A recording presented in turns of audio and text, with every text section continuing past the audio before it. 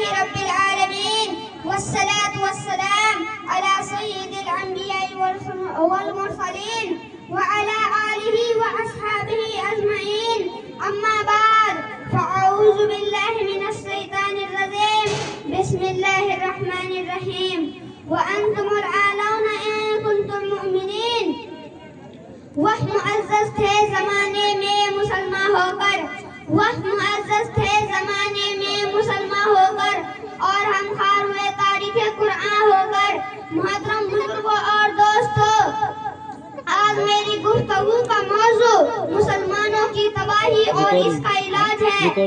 آئیے اس موضوع کے تحت ہم اپنے شاندار ماضی پر ایک نظر ڈال کر مستقبل کی تعمیر و ترقی کا سامان تلاش کریں. قرآن کریم میں رب ذوالجلال کا ارشاد ہے وَأَنْتُمُ الْأَعْلَوْنَ إِن كُنتُم مُؤْمِنِينَ.